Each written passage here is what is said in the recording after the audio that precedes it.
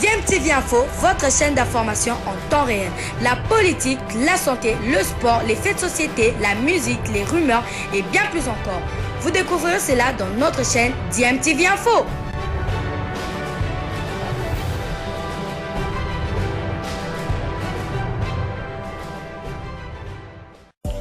Vous êtes sur DMTV, bonjour ou bonsoir, tout dépend de l'heure à laquelle vous nous suivez. Tout plaisir est pour nous de vous retrouver, mais surtout de savoir que vous êtes nombreux en train de suivre votre chaîne YouTube DMTV. DMTV qui vous propose l'actualité, vous propose également des analyses et des réflexions sur des sujets d'actualité, sur des faits sociaux, tout simplement sur des réalités que nous observons ici chez nous en République démocratique du Congo. Nous habitués à nous gratifier des très bons spectacles en termes d'abord des individualités. Il y en a, Mazembe a des très bons joueurs, mais vous sentez que le travail des fonds collectifs n'a pas été fait.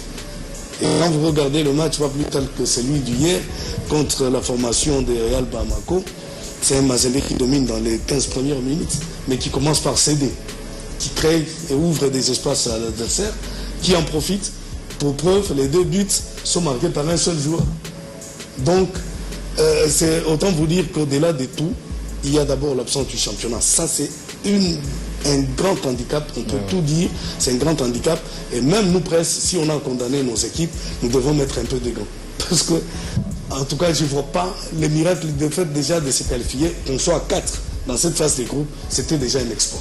Parce que dans un contexte purement correct et honnête, on ne peut pas avoir 4 formations en phase des groupes. Voilà peut-être dans l'ensemble de ce que je peux, en attendant qu'on entre dans les vifs du sujet. Massangou, votre réflexion par rapport à... Bon, prenons le 80 moment, parce que, comme Kadima vient de le dire, le feu majeur, c'est surtout l'absence du championnat ici qui a causé du tort à nos équipes. Exactement. Ben, moi, déjà, l'élimination ne me surprend pas tant que ça, parce que lors de la dernière émission, on évoquait déjà le fait que la seule équipe qui pouvait espérer se qualifier, c'était encore le FC Saint-Éloi Lupopo, en cas de 2 victoires successives, parce que pour la SV Club, on a évoqué le fait que même en cas de 2 victoires de suite, pour les 2 dernières journées de la phase de groupe, ça risquait de ne pas être suffisant, parce que il aurait fallu compter sur un faux pas de l'une des équipes qui sont dans le même groupe que l'équipe de la République démocratique du Congo. Alors, je crois que ce n'est que la réalité de l'image du football congolais qui n'a fait que se refléter avec les prestations de nos clubs. Jusque-là, aucune victoire pour cette 5e et avant-dernière journée. Aucune victoire pour les 4 clubs de la République démocratique du Congo. Je crois que l'heure n'est plus au blâme. On ne sait plus blâmer, parce qu'on a commencé à blâmer depuis la fin de la manche. Un retour qui va se terminer. L'heure est plutôt j'invite tout le monde à une réflexion sérieuse pour trouver finalement des solutions. Parce que là, on en parlait d'ailleurs avant le coup d'envoi de sport décryptage. Le championnat, si on jette un coup d'œil très rapidement au classement, on voit bien que c'est V-Club qui est en tête. Le trio de tête est composé, je crois, de V-Club, Lupopo et Maniema Union, si je ne me trompe pas. Mais même la phase allée ne s'est pas jouée complètement, n'est pas allée jusqu'à son terme. Donc à ce jour, rien n'est fait. Donc on ne sait même pas compter les journées, parce que les équipes qui ont joué plus de matchs, c'est 11 matchs, si je ne me trompe pas. 11 ou 10 matchs, si je ne me trompe pas. Voilà, donc c'est 11 matchs. C'est insignifiant. Donc si on veut même avoir des représentants valables, je ne sais pas s'il faut employer même ce terme, si on veut avoir des représentants pour les prochaines compétitions interclubs de la CAF, parce que je vois même les préliminaires de la Coupe du Congo qui sont organisés par-ci par-là, mais si on veut avoir des représentants, puisque le gros du lot sort du championnat national, il faudrait reprendre le championnat. Il faut au moins terminer la manche aller pour que le classement puisse compter véritablement. Sinon, on risque de se retrouver dans une situation telle qu'il faudrait récupérer les équipes de la saison dernière. Or là, ça ne va arranger personne. Et si vous regardez le classement, il y a des équipes aussi qui sont mal placées, notamment le TP Mazembe. Mais si vous regardez juste après le TP Mazembe, vient la formidable équipe de Céleste qui nous a surpris cette saison. On sait comment cette équipe est montée, c'était une extrémiste. Donc il fallait la récupérer parce que c'était la seule équipe de la Ligue 2 qui a réussi à jouer toutes ses rencontres en aller et retour. Mais cette équipe était elle était en train de progresser au championnat national, mais on l'a stoppé net. Alors je me demande si aujourd'hui il faut toujours continuer à blâmer le manque de championnat ou s'il faut réfléchir très rapidement. Parce qu'aujourd'hui c'est vrai, on se dit c'est le gouvernement qui n'a pas payé, la Ligue nationale de football est dans l'incapacité d'organiser le championnat, mais on se rend compte très rapidement que ce sont les clubs qui sont perdants. Tous les 4 clubs de la RDC sont éliminés des interclubs de la CAF, de la phase de groupe. Je ne sais pas, je ne me rappelle même pas c'est quand la dernière année que ça s'est produit. Et toutes les équipes sont éliminées avant la 6e journée. Donc dès la 5e journée. Non, c'est cuit. C'est cuit, c'est fini. Non, mais c'est cuit. C'est plié, donc on a plié, on a classé. Face à l'USM. C'est compliqué. Oui, c'est compliqué. Donc c'est une situation qui doit nous pousser aujourd'hui à bien réfléchir sur la suite. On doit bien réfléchir sur la suite parce que la saison dernière c'était la même chose.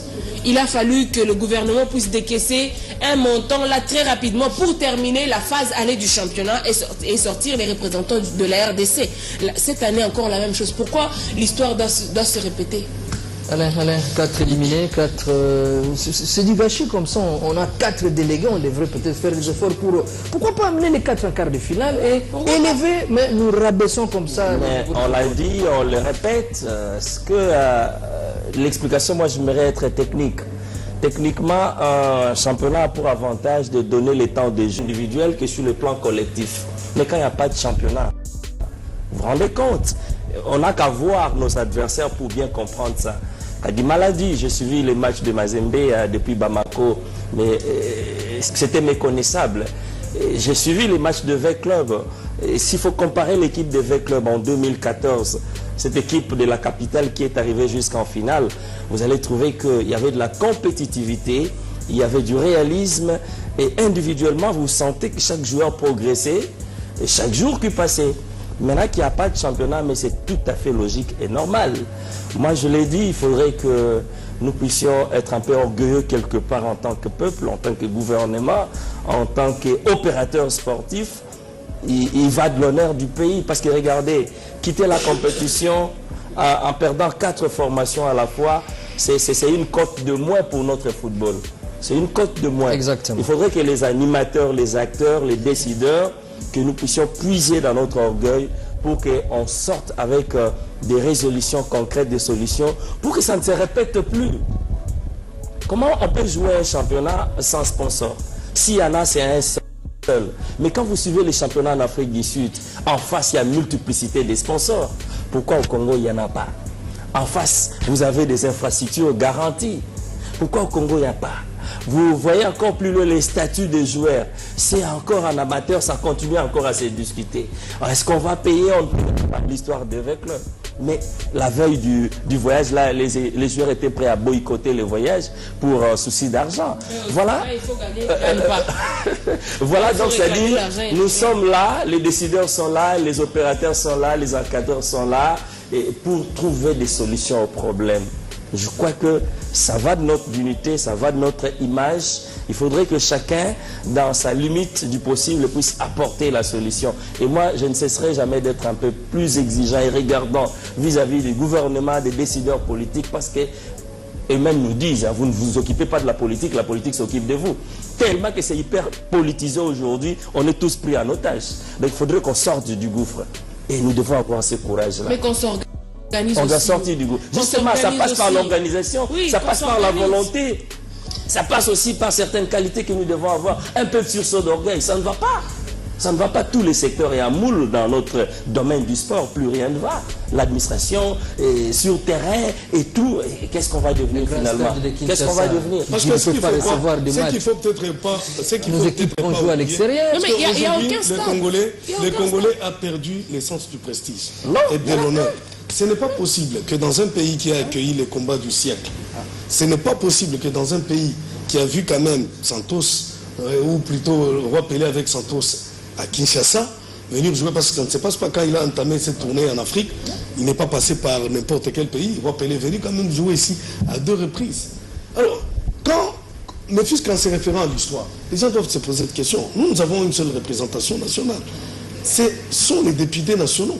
Ils doivent interpeller M. Nicolas Kazadi, interpeller M. Chiemboro Tsiax, interpeller tous ces acteurs qui sont dans le monde du sport, qui viennent devant la représentation nationale, qu'on pose des questions. Quand on vous fait venir à l'Assemblée, ce n'est pas parce qu'on veut de votre démission tout de suite, sinon c'est une motion, c'est une question orale ou quoi. Venez, expliquez-nous. Simplement, comme ça, les gens qui ont passé environ 3 jours en Boué-la-Lodge pour réfléchir, je vous assure, c'est un travail de qualité qui a été fait en Boué-la-Lodge. Mais donnez à ces gens des moyens, mettez à la disposition de ces gens des moyens pour qu'on sorte quand même du gouffre. C'est anormal. Parce qu'aujourd'hui, les Congolais ont appris à vivre avec des antivaleurs, croyant que c'est normal. On est quand même. Est-ce que vous pouvez vous imaginer ce que ça fait? C'est quand même. Non, ça doit intervenir. Même au plus haut sommet de l'État. C'est la phase la plus facile. Oui, c'est même au plus haut sommet de l'État. Le chef de l'État doit se poser de questions. Les urgences, il y en a dans tous les secteurs de la vie. Même la guerre là, c'est une urgence. Mais il ne faut pas oublier qu'il y a un secteur de la vie nationale. Les sports, c'est quelque chose d'extraordinaire. Alors, et tout le monde s'était. Ça commence avec l'équipe nationale, on nous élimine, tout le monde s'était. On est au Chan, on nous élimine, tout le monde s'était. On est même au niveau des clubs. Même les championnats ici. Quand vous regardez les PEFKIN ici, ça se joue, c'est parce que finalement, M. Alain, le président de l'EPFKIN, dit non, mon terrain est là, Stade Oudjana joue. Donc s'il n'y avait pas ça, nous on serait là, personne ne pose la question, allons au football féminin, rien ne marche. Et vous trouvez que c'est normal, vous êtes responsable. C'est normal. Les petits terrains entre guillemets ici dans la capitale, où hier on jouait au football, je prends l'exemple du terrain municipal de Bandal. Bon, je l'ai dit, moi j'ai grandi dans ces coins-là. Avant la Coupe du Monde, j'étais dans ce stade-là pour un reportage. Bon, j'ai failli, je ne sais pas. Aujourd'hui, on ne joue plus au football là-bas. Et c'est comme ça. C'est parce que vous parlez du football. C'est comme ça, oui. Et les autres disciplines. Dans les disciplines connexes. Mais on a des trucs. Mais puisque Geeks évoque les cas des terrains municipaux, mais c'est du gaspillage pur et simple. Oui. On et ça, a détruit ces terrains. Oui, on a détruit ces terrains. Les aires des jeux ne répondent pas aux normes. Donc on ne sait même pas y jouer un match du championnat de l'EPFKIN.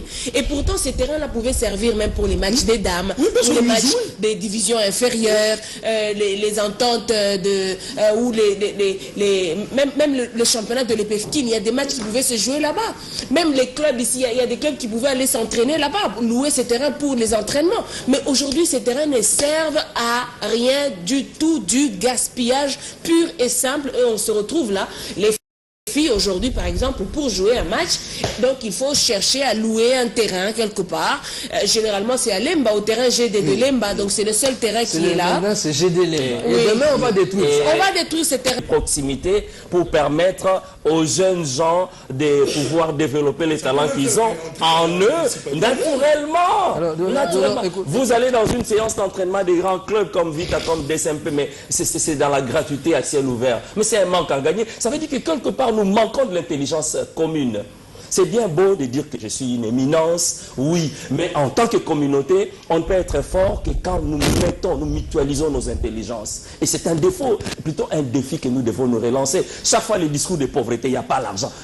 Notre secteur souffre, mais quand vous apprenez les détournements, c'est révoltant. Mais il y a moyen de créer cette richesse-là. Les nerfs de guerre, c'est l'argent. Et les gens qui ont construit, qui ont fait du gâchis, comme vous l'avez dit, pour les terrains municipaux. Non, ils sont dans les rues ici. Manifestation, soutien, contestation. Mais ce sont les gens qui ont volé. Je ne sais pas comment on les a pris. On va écouter. Joseph, lui, parfois, il a des avis hors cadre, mais on va...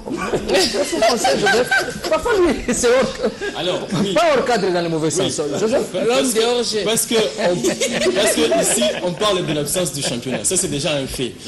On était parti sur cette base-là.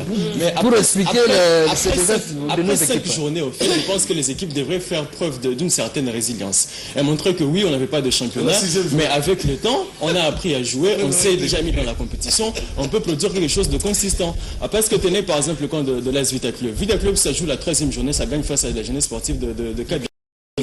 Et pourquoi ça n'évolue pas, Crescendo? Pourquoi ça descend par la suite?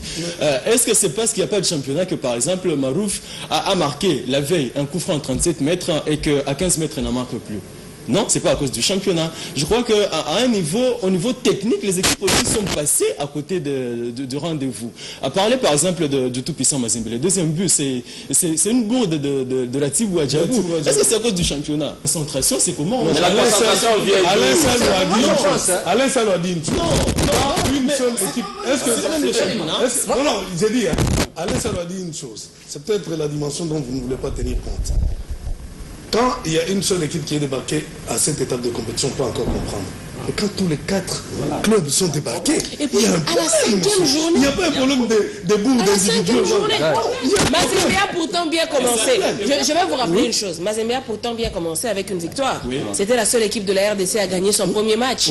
Mais regardez la suite. La descente aux enfers. Pourquoi? Que ce soit à domicile ou en déplacement. Manque de championnat, monsieur, je vais vous dire. Il y a une très grande différence, s'il vous plaît. Il y a une très grande différence entre un match amical et un match de championnat. Et ici, on parle du championnat national. Ce n'est pas un championnat de l'EPFKIN ou de le flou, de l'entente urbaine de football de Lubumbashi. C'est un match de championnat. Tous les adversaires jouent dans leur championnat, même s'ils sont avant-dernier. Mais au moins, ils sont en train de compétir sur le terrain.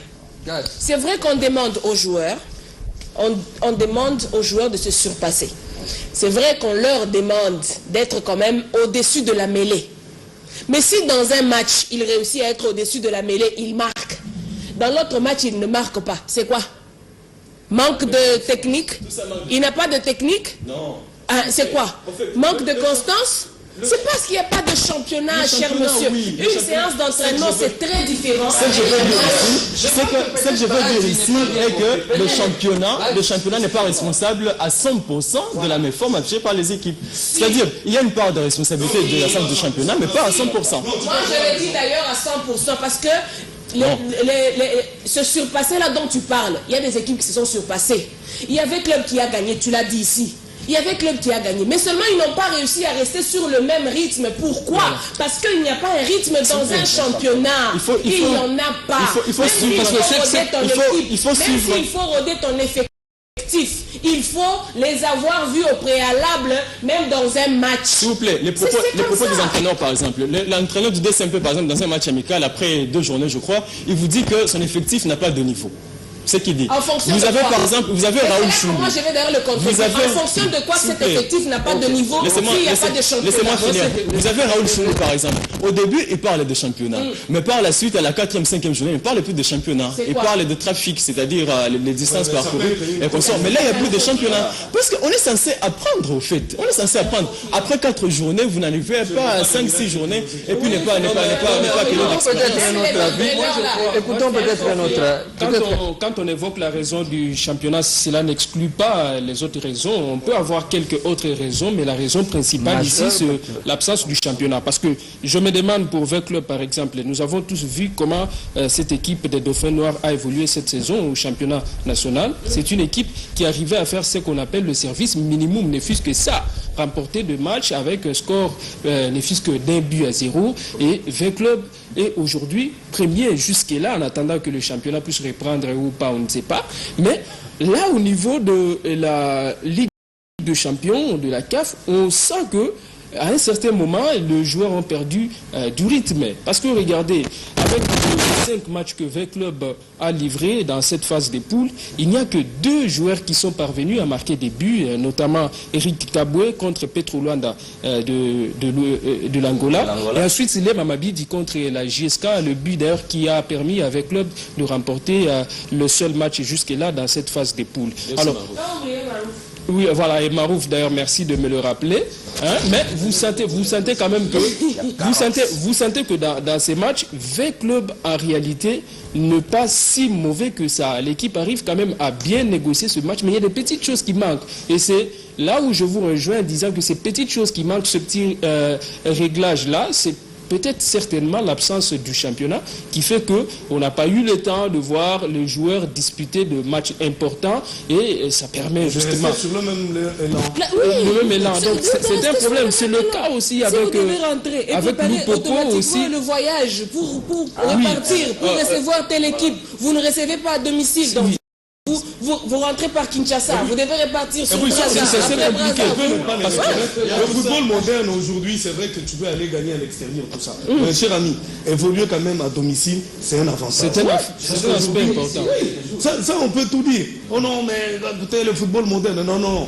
Quand Asec Mimosa vient à Brazzaville, c'est 0 but partout avec Derrick Clomonta Pembe. Mais quand il est à domicile, c'est du feu. Oui, parce que vous voyez avec... Par exemple, ici à Kinshasa, un vieux club qui joue dans son stade, vieux club a 3-4 jours pour préparer les matchs ici, avec tous les amis qui viennent chanter là-bas, les volontaires. La même chose avec Lupopo. Moi, je me dis Lupopo, c'est ce que je voulais dire justement, parce que vous voyez une équipe de Lupopo, par exemple, qui mène au score jusque dans le temps additionnel du match. Mais pourquoi est-ce que cette équipe arrive à encaisser? Je me dis que peut-être à un certain moment, il y a cette je ne sais pas, le fait de ne pas être poussé par son public, être évolué à l'extérieur du pays. C'est un aspect important qu'il ne faut pas oublier, Joseph.